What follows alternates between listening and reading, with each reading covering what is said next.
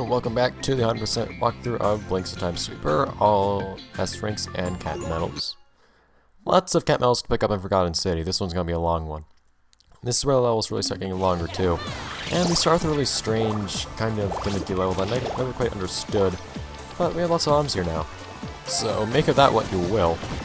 Get used to trying to keep your distance from everything exploding though.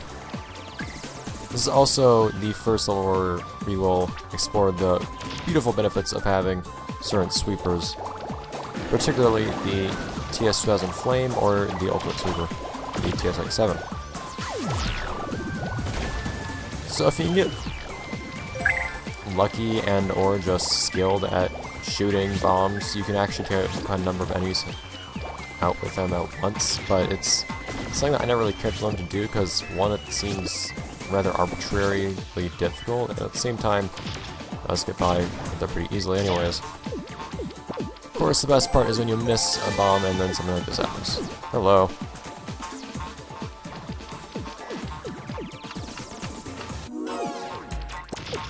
But remember that your recordings are always invincible, so make good use of that when you have the chance.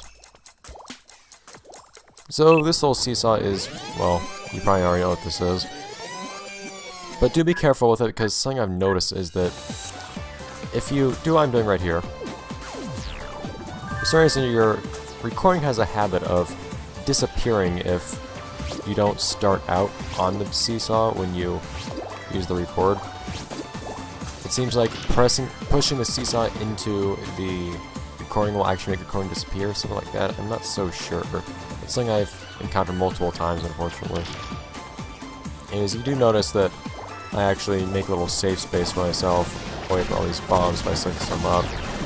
And then I let everything fly. If you want to take refuge in one of the few pieces of non-explosive trash here, you can, but otherwise, don't need to bother. You can, thankfully, manage to not make things explode if you jump and then shoot a bomb, but it's not quite safety guaranteed.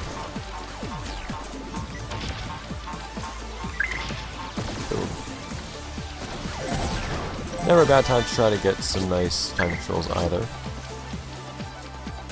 Once that's out of the way, and make sure you're stocked on bombs as always, of course. We have this portion, so we're gonna have this bridge fall. What I do is I just use a pause to go across, much like I did in Deja Vu Canals. It's possible, ever so barely, to actually just jump across these gaps here, or at least the first one. I'm not so sure about the second. But, oh, okay, well, that's a nice place to shoot. But, yeah, I never have very good luck with it. So these croppers take 3 hits. The unfortunate thing is that feeding the bomb only does 2 hits worth of damage. So it wasn't much of a waste hitting that cropper in the back to the front at the start there, even though it only did 1 damage instead of 3. There we go.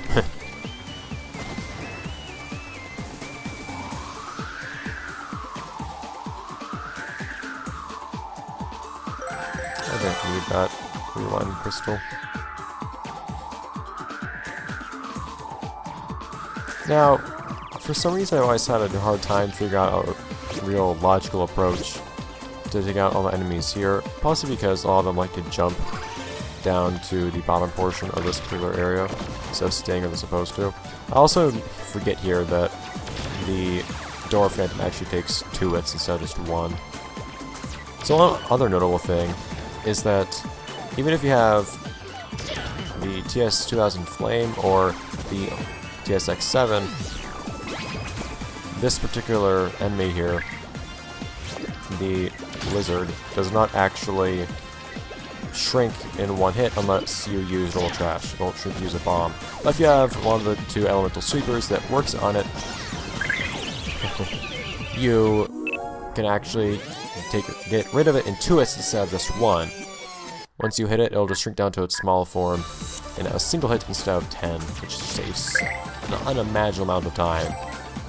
It's a war for getting S ranks. Something else to explain here since it's relevant now.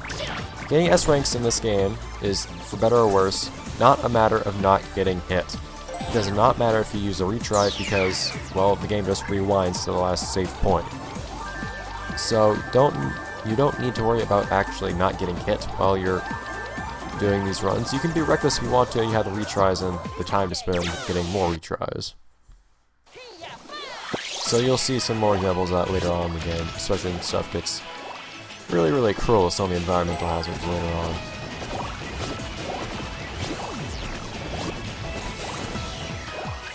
And yeah, in regards to cat medals, you can actually get this cat medal here a couple ways. You can have the recording allow you to skip some things by using the other side of the seesaw, like you saw there, or you can just get to end the level and then walk out in the pants yourself. Either one works, no real effort needed. Anyhow, right under the bridge by the corroboree, in the second area of this, well, level, you can also pick up another blue cat medal. Right after that, all you have to do is suck up a little level 2 trash, and then you can run up here, get a nice little fast forward, and gold medal. Right outside there, if you stay in the green stuff, you can find a red medal instead. Aha. So all very close medals, but also a pretty small level anyhow. On to stage 2, which is a little bit more brief, but not by much actually. In fact, it has the exact same S time requirement. But thankfully it has a ton of level 2 trash for you to work with. That's one of my favorite things about it. And you put that level 2 trash to good use immediately, also with 3 level 2 enemies we can get rid of. Then what I like to do is pick up some trash over here, and then as soon as possible hit the yellow chrono hub. Just from afar so that we don't have to waste as much time waiting for it to recover from its hit stun. And pick up a bomb or 2. Getting 2 isn't a bad idea just for insurance, because there's a switch we can only hit up here with the bomb. And if you hold on to the second bomb, it can actually be rather beneficial to have as well. Although, if you really like bombs, there are a couple of bombs up ahead anyhow. There's another nice use for this corroboree here. You can feed 1 to the corroboree to work with that quickly. And then this next room, a particularly cramped room, you can actually use this bomb to hit everything at once, which is amazing.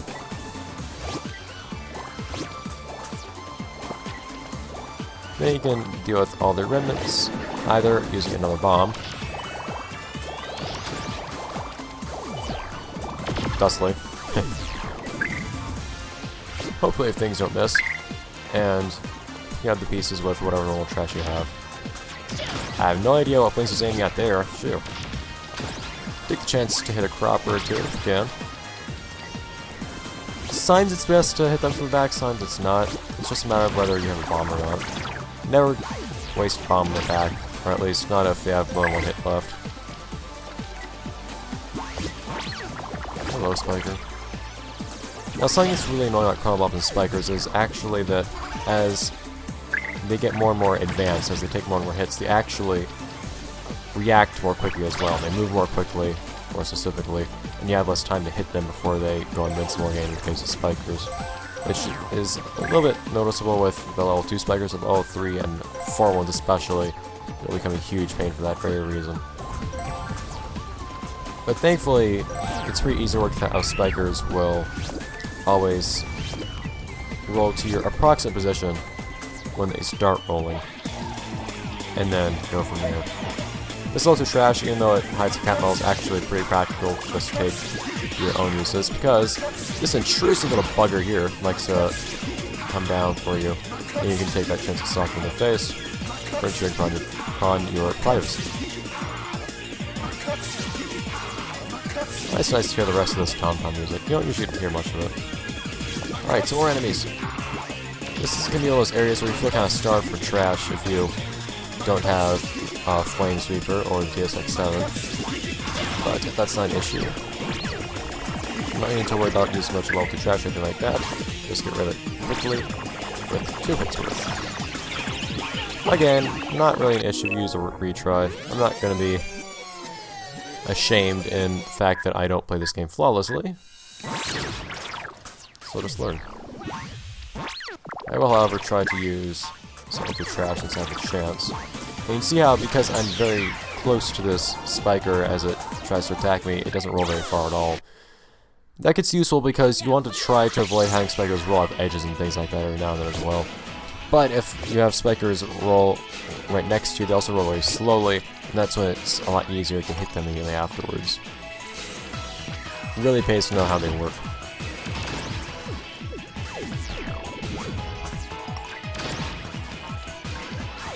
Anyhow, so with regard to cat medals, the first one is actually in a rather obvious location since you can actually hear it, its entrance, at the very beginning of the level. So along with a pause or two, you can pick up a cat medal. In fact, the gold one, how glorious for something so easy. Let's begin here with some pause. Maybe it makes up for the pause you have to spend to get here too, it's pleasant. And then watch it afterwards. Speaking of pauses, you can also get another pause right here if you're so inclined on the little dominoes, but you can use this to almost get another very conspicuous cat medal up in one corner. See that spiker there? That's what I was talking about, trying to get them not to fall off the edges. There's some much more poor places for them to fall off as well. And yeah, red cat medals not far away, just use level 2 sweeper, or level 3 of course, and sweep up the trash blocking entrance and pick it up. Then if you want to run off to the little back portion after the exit, which you'll most likely do if you don't have a flame or TSX7 sweeper, so you can get more trash to deal with this dragon. You can get that quite quickly. Very simple and again very obvious cat medal. And yeah, onto the third level, which is actually interestingly the shortest one. One might think it would be the longest, but I don't know. So this first part here feels a little bit luck-based.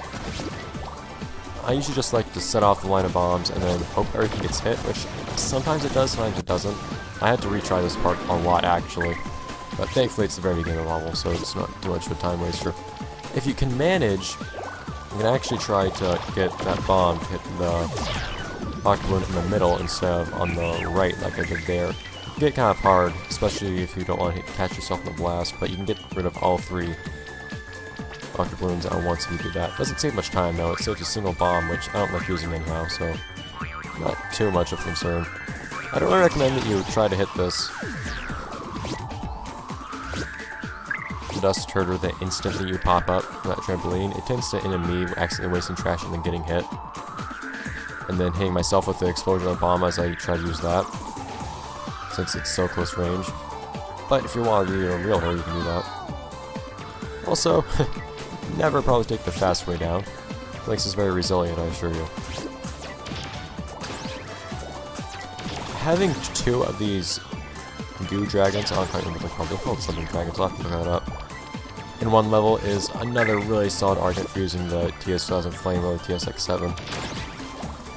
Thankfully, the TS2000 Flame is, if I recall, a level 2 sweeper. I'd have to look on that. I believe it is, however. I believe the only level 1 special sweeper is the TS1000 or TS2000 Aladdin. But that means you won't be able to suck up any 16-ton weights, which will be an issue later in this level. But not an issue, thankfully, for getting an S rank in this level. All you really need is some patience with getting rid of these octoballoons. I don't believe it wastes any time if they, well, it doesn't waste much time if they fall off the side when you hit them. You see I did that just now to the second octoballoon. But it will take some more time for them to reset to their original position if that happens. And they're completely invisible until they do, so do what you prefer. Not too hard to avoid exploding barrels. Of course, nothing is wrong with you using a pause there if you really so choose. And that will cost a moment or 2. There is, if I recall, a bomb right around here you can use on one of these droppers. No, I don't see any at the moment. Oh yes, it's up here. There's a bomb up here that I like to use on one of those droppers. Feed it to do 2 hits worth of damage, and then you can also use level 2 trash on the other one's back, like that, and then feed the other one. Almost like that, except it missed. I really hate when you miss your food. So, well, improvise. Tight circles, second to the side, all's good. Plenty of leeway in this level's time requirements, don't need to worry too much. They just use the level to trash as you see fit, and off we go.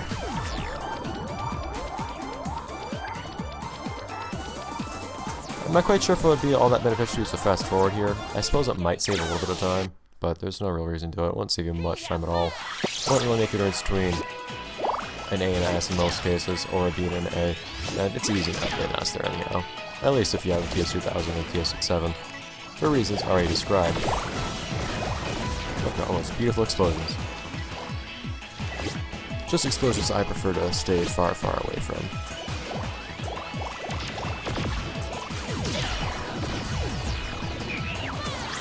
Now then, if you want to get all the cat medals here, you're going to have to do quite a bit of exploring and quite a bit of running around. You can actually see one of the cat medals from right here.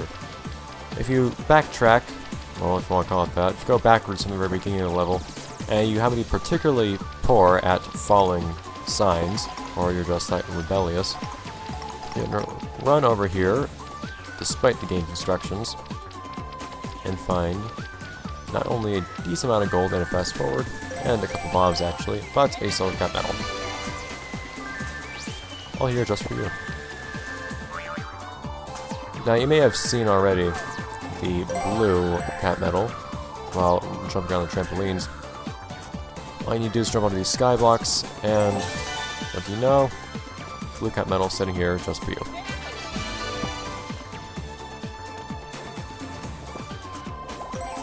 Then red cat medal is also another obvious one. All you have to do is jump off to the side while you're going across these domino stones, and here you are. Even if those stones fall over, you can just use a rewind to come back up. And yeah, so if you jump up to the side here and on a later portion of the level, over by the octa balloons in fact, and by the falling barrels, you can come down here to find a really large area with some chests that you can hit. We'll give you a choice of 3 chests. You can hit one and they'll have a variety of different things in them, or lack thereof, if you like gambling. But if you have a level 3 super, you can also come in and get the 16-ton weight. It hides the gold cat medal. Beautiful. So now, onto the boss.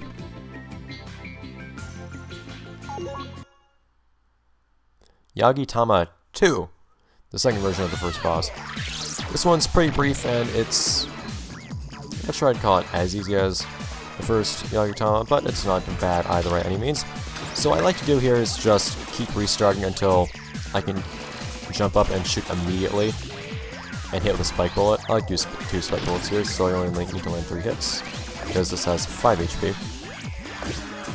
Then I just wait for it to leave itself vulnerable after each hit, because for some reason it doesn't decide to jump away immediately. I don't get that much gold from this thing though, so not my preference for grinding. In fact, I didn't even make back all the money I spent on the spike bullets, not even close, so not my preference for grinding at all. I prefer to stick to Yuck Down 1 for that. But it's also quite pleasant to just be able to smack the boss in the face immediately from the start. But that's going to be it for the Con City portion of this walkthrough. I will continue, of course, next time in round 5 with the Temple of Lost Time, where things will get a little more dicey, I suppose you could say, but things will continue on as always.